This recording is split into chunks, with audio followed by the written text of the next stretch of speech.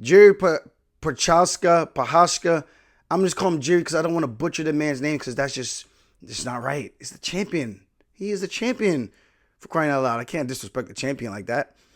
Takes out Glover Teixeira in almost pretty much the final hour of the fight. As people would say, the 11th hour. I never really understood what that meant. I guess it's because if it's almost midnight and it's 11 o'clock, you got 1 hour to get it done in the final hour. Maybe that's why they say that. But in the final hour, few seconds of the fifth round, he gets it done, gets a finish, rear naked choke.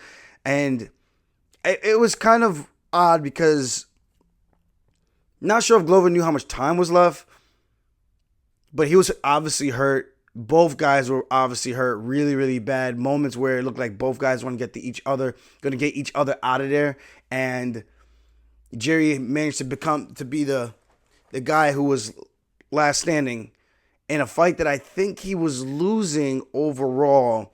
Very entertaining, a lot of back and forth. Jiří just a wild card, hands down.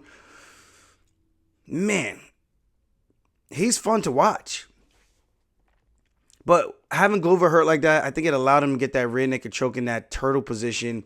Him just sinking in the choke. And it even looked like it was all the way on. I mean, I was lit on Saturday night, so I would have to watch that ending again.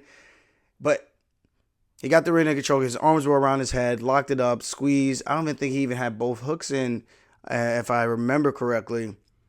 But at the end of the day, back and forth brawling. There was obviously some technique in there. I'm not calling it like just a straight up bar fight. But these guys were getting after it in a very technical way. And that's what I'm saying by brawling. It was a very fun fight to watch, man. Some good moments. A lot of things also that could have been done better. And when I do say this, I do have to give credit to the other guy. Maybe his defense was just better. Some moments where Glover could have sealed the deal. I thought some parts were a little bit sloppy. Could have been cleaned up and polished in certain positions. Obviously, when you don't have a shirt on, there's sweat and there's blood, things become different. That's why when I train, I tend to spar with no shirt on. I make sure my partner doesn't wear a shirt. I want to feel what it feels like to make sure I can maintain control in those positions, because those little tiny details are what's going to carry you throughout the fight, especially for a grappler.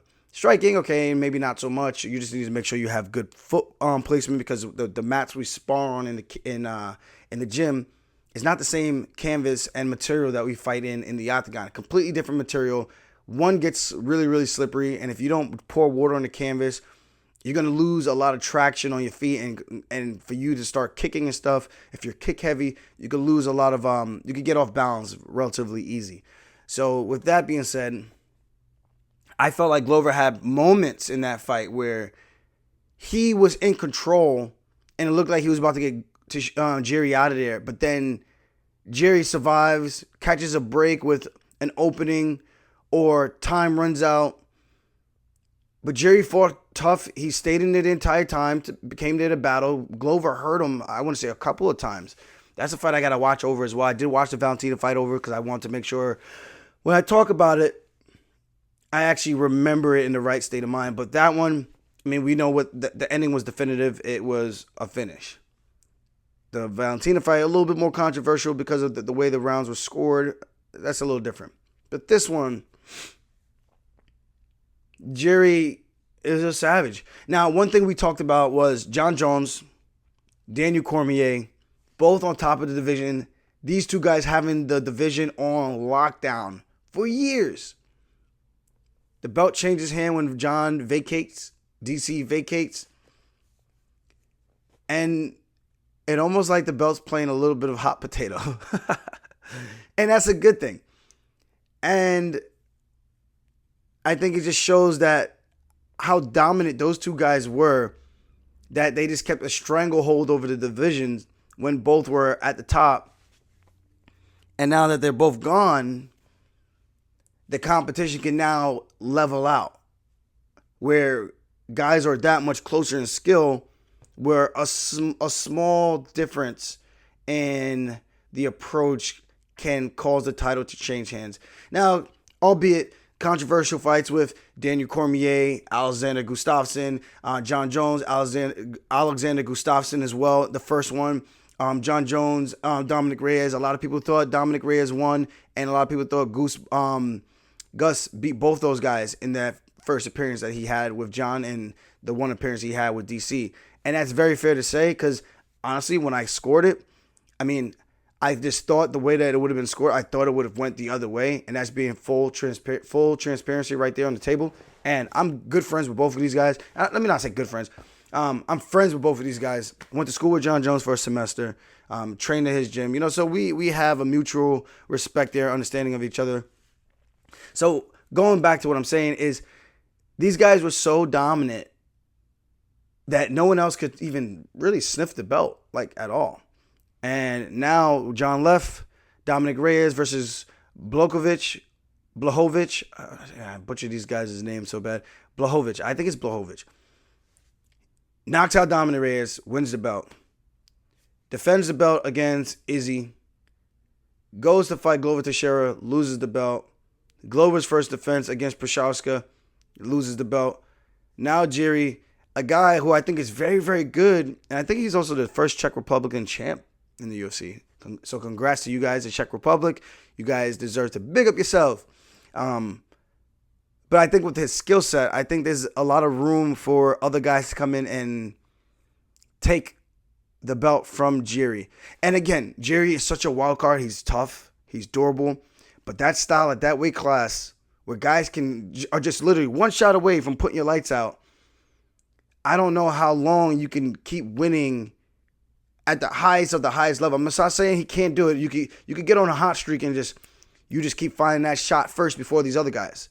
But at that weight class, you're almost playing Russian roulette with that fight style, with the hands down, the spinning. You just leave yourself open, and that's just from a technical standpoint. Jiří is a badass. He's good. He's legit. But again, you have to point out the spaces where a guy like Ankalaev, he comes in, who's very strict by the book, takes you down, the Dagestani handcuffs, which is a wrestling thing that we use in folk style. He comes in, he does that. That's a very different fight. He's not going to be undisciplined and trying to progress position. He's going to sit there, he's going to ride the legs, tie them out, try to trap the wrist, beat you down. Every time you stand up, you get to a position where you look like you're getting up, he's going to grab the wrist again, break you back flat, put the hammer on you, put the weight on you, and throw punches. You give up your back, now he's on your back, now he's holding you in a turtle position, or you're standing up and he's behind your back looking to mat return you. That's a long night in the office against a guy like that. And Glover could have done the same thing. And I would have to go back and see where the first mistake was, position-wise, that let Jiří back in the fight, because I think that's very important. Because, again, Glover was in the fight the entire time. He had moments where it looked like he was going to finish the fight on a couple of different occasions. But, again, Jiří's just, I don't want to take away Jiří's defensive skills as opposed to Glover just making a mistake, because it could have been a little bit of both. But I felt like Glover's high-level grappling, and maybe the time zone difference too, there's a whole bunch of different factors that are at play here, So credit to both guys. Really fun fight.